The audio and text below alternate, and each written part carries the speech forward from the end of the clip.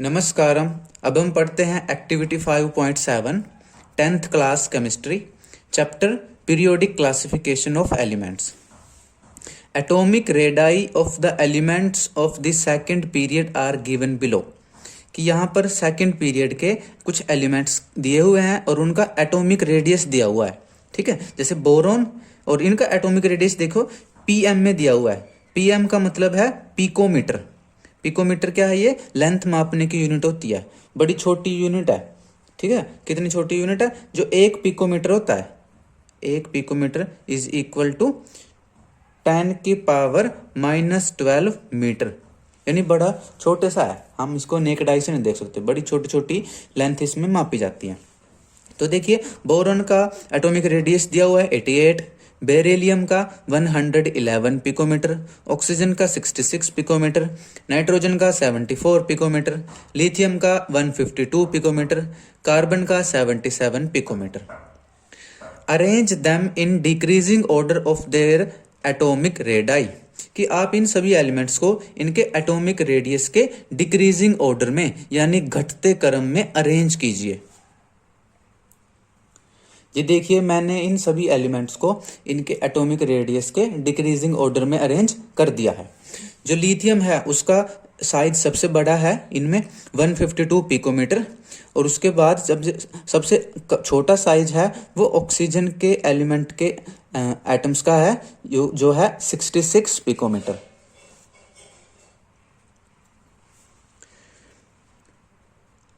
Are the elements now arranged in the pattern of a period in the periodic table? कि क्या जो आपने अब एलिमेंट्स अरेंज किए हैं, क्या उनका पैटर्न जैसे वो पीरियोडिक टेबल में रखे हुए हैं उस पैटर्न जैसा बन गया है? तो इसका आंसर है हाँ। कि जो हमने अभी जो एलिमेंट्स अरेंज किए हैं उनके एटॉमिक रेडियस के डिक्रीजिंग ऑर्डर में वो वैसे ही अरेंज हो गए हैं जैसे मॉडर्न पीरियोडिक टेबल में सेकंड पीरियड में उनको रखा गया है। अभी मैं पीरियोडिक टेबल की इमेज दिखा करके आपको समझाता हूं। ये देखिए, ये मॉडर्न पीरियोडिक टेबल है। इसमें सेकंड पीरियड में देखिए आप, पहले लिथियम है, फिर बेरिलियम है, फिर बोरोन है, फिर कार्बन है, फिर नाइट्रोजन है, फिर ऑक्सीजन है।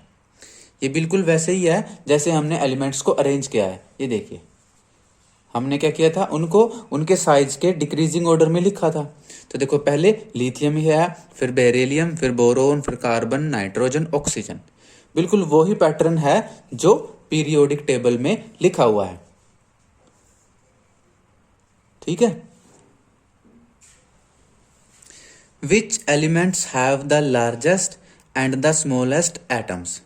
कि कौन से एलिमेंट के सबसे बड़ा साइज है, सबसे बड़े साइज के एटम्स हैं, और कौन से एलिमेंट के इनमें से सबसे छोटे साइज के एटम्स हैं।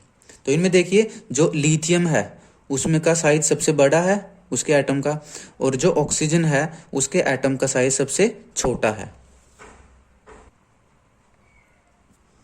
ये देखिए, जो हमने लिखा था इसमें ऑर्डर में भी देखिए, लिथियम को सबसे पहले लिखा है हमने क्योंकि इसका एटॉमिक रेडियस सबसे ज़्यादा है, और ऑक्सीजन का एटॉमिक रेडियस सबसे छोटा है, यानी कि इनके अंदर सबसे छोटा है। तो इसका इनमें सबसे छोटा साइज है इसके एटम का, और लिथियम के एटम का सबसे बड़ा साइज है। How does the atomic radius change as you go from left to right in a period? कि आप एक पीरियड में जब लेफ्ट टू राइट चलते हैं तो एटॉमिक रेडियस कैसे चेंज होता है? तो इसका आंसर है कि जब हम एक पीरियड में लेफ्ट टू राइट चलते हैं तो एटॉमिक रेडियस घटता है, एटम का साइज घटता है। ये देखिए, जो हमने एटम्स अरेंज भी किए थे इसमें भी देखिए, जैसे हम पीरियड में लेफ्ट टू राइट चलते हैं तो एटम का साइज घटता जाता है, यानी एटॉमिक रेडियस डिक्रीज होता जाता है। ठीक है। तो इस एक्टिविटी में हमने यही सीखा कि जब हम मॉडर्न पीरियोडिक टेबल के अंदर जब हम किसी पीरियड में लेफ्ट टू राइट जाते हैं तो एटॉमिक रेडियस घटता है, एटॉमिक साइज डिक्रीज होता है। तो ये थी एक्टिविटी 5.7। आप इस एक्टिविटी को अपनी एनसीईआरटी बुक से ज़रूर पढ़िएगा। मिलेंगे अगली वीडियो में अगले टॉपिक के साथ। तब तक के लिए स्टडी जॉयफुली and Namaskaram.